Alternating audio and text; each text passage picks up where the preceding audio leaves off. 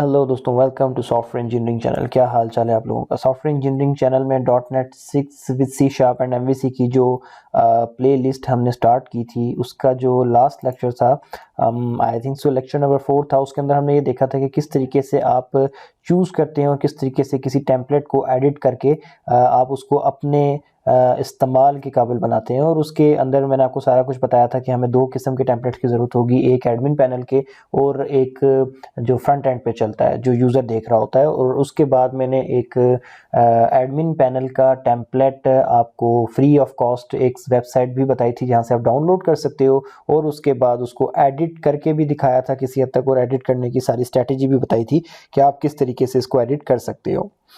अच्छा, admin panel तो हो गया था, और उसके बाद मैंने एक दिन का गैप भी दे दिया। आई होप सो कि आप लोगों ने अपने एडमिन पैनल्स अभी तक डाउनलोड करके उनको एडिट करके एक फोल्डर में महफूज रखा हुआ होगा। अब नेक्स्ट काम जो आपने करना है वो ये करना है कि अब आपने जो है फ्रंट एंड के लिए जो है ब्लॉगिंग का कोई अच्छा सा कोई टेम्पलेट उठाना है। अच्छा, अगर आप जाकर फ्री HTML ब्लॉग टेम्पलेट्स लिख के सर्च करेंगे तो आपके पास बेशुमार टेम्पलेट्स आ जाएंगे। आपको जो पसंद है आप उसको जाके उठाओ और उसको एडिट करके उसको मॉडिफाई करके अपने हिसाब से करके रख लो। उसके अंदर से जो एक्स्ट्रा चीज़ें जो चाहिए वो रखो, जो नहीं चाहिए वो निकालते जाओ, और उसको वही स्ट्रैटेजी जो कि मैंने आपको एडमिन पैनल के लिए बताई थी उसी को फॉलो करते हुए आप ये सारा का सारा काम कर लो और वो भी तैयार करके रख लो। मैं आप लोगों को बल्कि रिकमेंड ये करूंगा कि आप .NET 6 सीरीज के नाम से एक फोल्डर बनाओ, उसके अंदर एक एडमिन पैनल के नाम का फोल्डर बनाओ और उसके अंदर ये सारी की सारी चीज़ें डाल दो जो एडमिन पैनल के लिए हमने टेम्पलेट एडिट किया था वो। और दूसरा बनाओ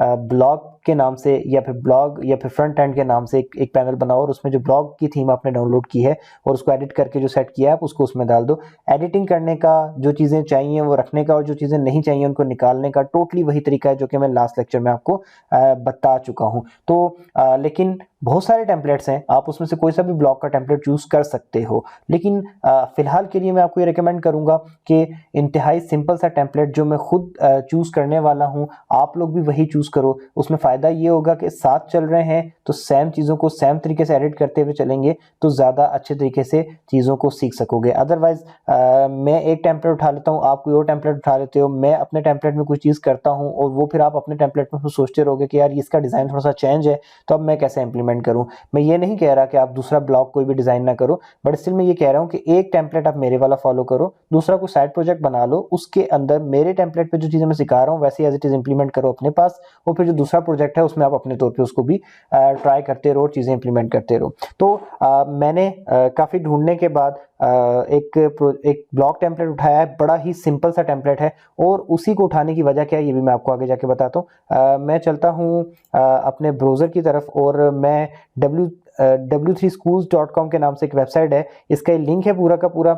मैं इस लिंक पे आया, मैं कैसे आया, गूगल किया मैंने, मैं फ्री ब्लॉगिंग टेम्पलेट्स जब ढूंढ रहा था तो उसी वक्त मेरे पास ये भी एक गूगल पे लिंक आ गया इसका। W3 स्कूल एक ऐसी वेबसाइट है जिसको कौन नहीं जानता, तो मैंने कहा कि चलो यहाँ पर देखते हैं कि कौन से टेम्पलेट्स प्रोवाइड कर रहे हैं। तो यहाँ पे बड़े इंटरेस्टिंग टेम्पलेट थे, एग्जाम्पल में जाके W3 CSS टेम्पलेट्स के नाम से पड़े हुए थे। एक ये था बैंड टेम्पलेट, और मैं डेमो में जाके इसको चेक भी कर सकता था, और ट्राई इट योरसेल्फ का ऑप्शन भी था इधर भी, इसका भी ये भी था। ये कोई गवर्नमेंट वगैरह की कैटरिंग टेम्पलेट था। अच्छा, आर्किटेक्ट का टेम्पलेट था। मतलब बड़े बड़े ज़बरदस्त किस्म के टेम्पलेट, मुझे पता भी नहीं था कि W3 स्कूल पे हमें पड़े हुए होते हैं। रैंडम साइट्स पे देख देखते यहाँ पर आया, ये एक मुझे मिला ब्लॉग टेम्पलेट, फिर उसके बाद फूड ब्लॉग टेम्पलेट मिला, और आगे फैशन ब्लॉग टेम्पलेट मिला। अच्छा, कैफ़े टेम्पलेट मिला। काफ़ी सारे इस तरीके से टेम्पलेट यहाँ पे आना शुरू हो गए। CV टेम्पलेट भी यहाँ पे पड़ा हुआ था, मतलब ज़बरदस्त किस्म के टेम्पलेट यहाँ पर थे। तो मुझे क्योंकि किसी एक खास कैटेगरी में तो जाना नहीं था, तो एक जनरल ब्लॉग टेम्पलेट ये वाला मुझे नज़र आया, तो मैंने इसको डेमो में ओपन करके देखा तो ये कुछ इस तरीके का ब्लॉग टेम्पलेट था। ये आप देख रहे हैं ये वाला टेम्पलेट, और ये मेरी रिक्वायरमेंट के हिसाब से दी बेस्ट था, क्योंकि मैं ऐसा ही ब्लॉग टेम्पलेट चाहता हूँ आपको सिखाने के लिए जिसमें कोई बहुत ज़्यादा मतलब आप ये कह सकते हो कि बहुत ज़्यादा एक्स्ट्रा चीज़ें ना हो, जिसमें बहुत ज़्यादा ताम झाम ना हो, जो सिंपल हो, स्ट्रेट फॉरवर्ड हो, क्योंकि हमें ब्लॉगिंग की कोडिंग पे ज़्यादा फोकस करना है। अगर डिज़ाइन कम्प्लेक्स होगा, डिज़ाइन बहुत कॉम्प्लिकेटेड होगा तो हम उसकी अंदर फंस जाएंगे और हम अपनी कोडिंग पे ज़्यादा फोकस नहीं कर पाएंगे। तो मुझे बड़ा स्ट्रेट फॉरवर्ड सा चाहिए था कि जिस जिसके ऊपर एक टाइटल आ रहा हो, मेरी प्रोफाइल आ रही हो, और उसके बाद जो भी मेरी पॉपुलर पोस्ट वगैरह हैं या रिसेंट पोस्ट वगैरह हैं वो यहाँ पे आ जाएं। कुछ टैग्स मैं यहाँ पे लिख के लगा दूं और हल्की फुल्की मॉडिफिकेशन कर सकूं। तो उसके लिहाज से बड़ा ही परफेक्ट किस्म का मुझे ये टेम्पलेट मिला जो कि फ्रंट पेज है। हाँ, जब रीड मोड पर जाएंगे तो ये जो पोस्ट होगी ये ओपन होगी, वो पोस्ट ओपन होकर कैसी नजर आनी चाहिए एंड सो ऑन, वो चीजें हम बाद में आगे जाके देख लेंगे। तो स्ट्रेट फॉरवर्ड सा बड़ा एक सिंगल सा पेज था, तो मुझे पसंद आया, तो मैंने इसको जो है डाउनलोड कर लिया, और डाउनलोड करके मैंने इसको एडिट भी किया है अपने लिहाज से। मैं आपको वो एडिटेड टेम्पलेट जो है दिखाता हूं, अब मैंने उसमें क्या चेंजिंग्स की हैं। ओरिजिनल आपने यहाँ पर देख लिया, अब मैं एडिटेड दिखाता हूं अपने फोल्डर में पड़ा हुआ, और उसमें मैंने क्या चेंजिंग्स की हैं वो बताता हूं। और उसके बाद एडमिन टेम्पलेट और जो ब्लॉगिंग टेम्पलेट है, इन दोनों को मैं कोशिश करूंगा एक ही फोल्डर में रख के, और उसको जो है कंप्रेस फाइल करके एक रॉर फाइल में डाल के तो आपको जो है मैं ग्रुप में प्रोवाइड कर दूँ, या किसी भी तरीके से अलग अलग या एक ही उसमें करके, जैसे भी मैंने किया। मैं जो हमारा फेसबुक का ऑफिशियल ग्रुप है जिसका लिंक इस वीडियो के डिस्क्रिप्शन में मौजूद है, वहां से आपको मिल जाएगा। तो अब मैं आपको, यह आपने देख लिया है कि कौन सा टेम्पलेट है जो हम यूज करने वाले हैं, बड़ा स्ट्रेट फॉरवर्ड सा है, और वो तमाम चीजें जो कि मोस्ट रेलेवेंट टू ब्लॉगिंग होती हैं वो इसके अंदर अवेलेबल है। तो अब मैं इसको मिनिमाइज करता हूँ, और जो मैंने इसका एडिटेड वर्जन रखा हुआ है वो मैं आपको दिखा देता हूँ। मैंने एक फोल्डर में डाल के रखा हुआ है, ये रहा। जब आप डाउनलोड करते हैं तो उसके साथ एक ही आता है कि स्टैटिक के नाम से एक फोल्डर आ जाता है, कि इमेजेस के नाम से, और एक इंडेक्स के नाम से। मैं इंडेक्स को ओपन करता हूँ, ये वो है जो मैंने एडिट करके बनाया है। ओके, ये देखें मैंने इसमें क्या किया। अच्छा, ऊपर टॉप पे मैंने एक नेविगेशन बार लगा दी, ठीक है। नेविगेशन बार कहां से आई, डोंट वरी, मैं अभी आपको बताता हूं। आप भी ऐड कर सकते हो, कैसे करनी है मैं आपको बताऊंगा। क्यों, वैसे तो इसकी जरूरत नहीं थी, लेकिन सीखने के लिए कुछ चीजें हम नेविगेशन बार से भी कंट्रोल कर लेंगे ताकि हमारे लिए आसानी रहे। तो अगर जरूरत पड़ी तो हो सकता है हम यूज करें, और उस अगर जरूरत पड़ी के पेश नजर मैंने नेविगेशन बार ऐड की है। मैं कैसे ऐड की है मैं आपको बताऊंगा अभी। अच्छा, ये देखें, मैंने यहाँ पर उसकी हेडिंग चेंज कर ली, यहाँ पर जो लिखी हुई थी चीजें वो चेंज कर ली, बिल्कुल वैसे जैसे मैंने आपको लास्ट लेक्चर में सिखाया था। ये पोस्ट आ रही हैं, मैंने 2 पोस्ट को जो है इस तरीके से लोड कर दिया। ये जो ओरिजिनल वाला है इसके अंदर पोस्ट के पिक्चर्स कुछ और थी, मैंने कुछ और लगा दी। खैर ये कोई चीज़ नहीं, मैटर नहीं करती, आप कोई भी लगा सकते हो। उसमें पहली पिक्चर लोडेड है, दूसरी लोड ही नहीं है, शायद इंटरनेट स्पीड में स्लो होने की वजह से, बट स्टिल ये तो लोकल से लोड हो रहा है। यहाँ पर मैंने ये पिक्चर लगा दी, ये पिक्चर लगा दी। ये माय नेम और माय प्रोफाइल वाला एरिया बिल्कुल सेम है, यहाँ पर आप अपने बारे में कुछ लिख के रख सकते हो, बट अगेन हम कोशिश करेंगे कि ये सारा कुछ हमारा थ्रू प्रोग्रामिंग ये आ रहा हो। उसके बाद यहाँ पे मैंने popular post as it is रखा, और मैंने नीचे इसी को कॉपी किया। ये जो पॉपुलर पोस्ट की पूरी सेक्शन था, जो ये पूरी की पूरी जो डिव थी, मैंने इसी को कॉपी करके नीचे पेस्ट किया, और उस पॉपुलर पोस्ट की जगह मैंने फॉलो मी लिखा, और जो उसके बीच में जो ये सब कुछ मटेरियल था वो निकाल के इसकी जगह अपनी ट्विटर प्रोफाइल को जो है एम्बेड कर दिया। यहाँ पर देखें, मेरी जो ट्विटर की ऑफिशियल प्रोफाइल है वो यहाँ पर स्क्रॉल डाउन करने से चल रही है, और कोई भी आता है तो मेरी ट्विटर प्रोफाइल को भी इजीली अब यहाँ पर देख सकता है। अच्छा, ये मैंने कैसे किया ये मैं आपको बताता हूँ, डोंट वरी। इससे आगे ये देख लें पेज, इससे आगे मैंने कुछ भी ऐड नहीं किया है। सब्सक्राइबर्स का एक मैंने टैग जो है रखा हुआ है कॉपी करके, जैसे मैंने ये आपको बताया कि फॉलो मी का मैंने ये पूरा का पूरा डिव कैसे बनाया है, बिल्कुल वैसे ही मैंने सब्सक्राइबर्स का भी एक डिव बनाया। इसके अंदर मेरा ये प्लान है कि मैं यूट्यूब का, अपने यूट्यूब चैनल का एक बटन लगा दूंगा, जिसके ऊपर जब भी कोई क्लिक करे तो डायरेक्ट हमारे चैनल को हमारे ब्लॉग से सब्सक्राइब कर सकता है। ठीक हो गया।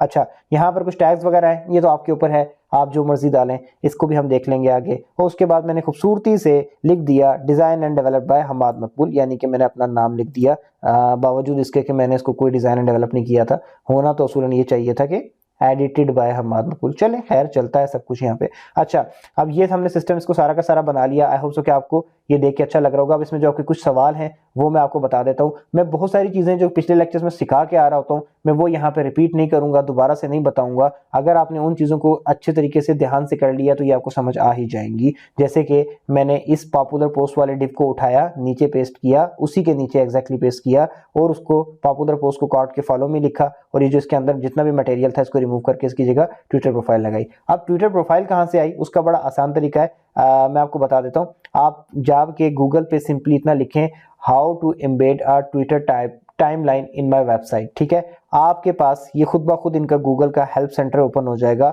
और ये देखें इसके अंदर इन्होंने पूरा का पूरा तरीका बता रखा है।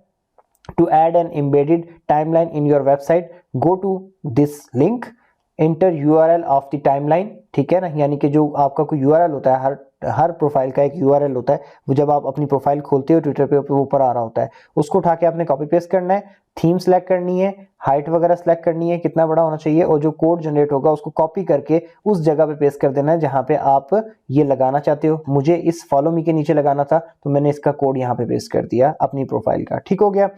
जो ब्लॉग मैं आपके साथ शेयर करूंगा उसके अंदर मैं अपनी प्रोफाइल के इस कोड को डिलीट करके शेयर करूंगा, बस वहां पे कमेंट लगा दूंगा कि अपना ट्विटर की प्रोफाइल का कोड इस जगह पे पेस्ट करें, तो आपने उस कमेंट को जो है रिप्लेस कर देना है उस कोड से, तो आपका भी ये प्रोफाइल आ जाएगा। ठीक है, और ये लिंक फिलहाल मेरे पास ओपन नहीं हो रहा है, आई थिंक सो कि इंटरनेट स्पीड के पास का मेरे पास काफ़ी इशू आ रहा है और इसी वजह से ये पेज लोड नहीं हो पा रहा है। मैं काफ़ी देर से ट्राई कर रहा था, अभी भी नहीं हो रहा है, आप देख लें।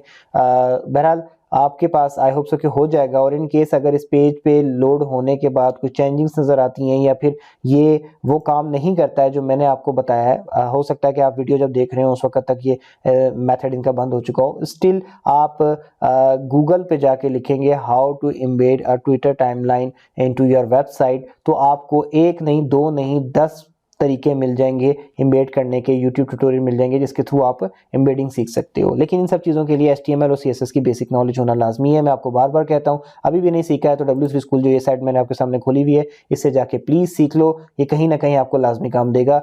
शॉर्टकट वेज जो है वो आपको ज़्यादा दूर तक नहीं लेके जा सकते इस फील्ड के अंदर, आपको प्रॉपर चीज़ें सीखनी ही पड़ती हैं। अच्छा, ट्विटर की बात हो गई, मैं इस टैब को बंद कर रहा हूँ। उसके बाद दूसरी बात ये कि आपने ऊपर देखा कि मैंने नेविगेशन बार ऐड की हुई है, ये कहाँ से आई? बूटस्ट्रैप, मैंने आपको कहा था कि बूटस्ट्रैप के बारे में भी इनिशियल जो हमारे लेक्चर्स उसमें बताया था कि बूटस्ट्रैप के बारे में भी सीखें, तो इनकी ये वेबसाइट है बूटस्ट्रैप की getbootstrap.com। मैं इस पे गया, मैंने यहाँ जाकर सिंपली नैव बार लिख के सर्च किया, तो ये नैव बार जो इसका ऑप्शन आया, मैंने इसके ऊपर क्लिक किया तो यहाँ पर बहुत सारी नैव बार्स बनाई पड़ी हैं। ये देखें, ये एक नैव बार है, ये बनी हुई है, और ये इसका सारा का सारा नीचे कोड है कि इसको बनाते कैसे हैं, और ये इसके ऊपर इन्होंने कॉपी का बटन दिया हुआ है क्योंकि ये आपको ऑफिशियली अलाउ करते हैं कि आप ये कोड कॉपी करें और जिस जगह पर आपको ये नैव बार बनानी है वहां जाके पेस्ट कर दें।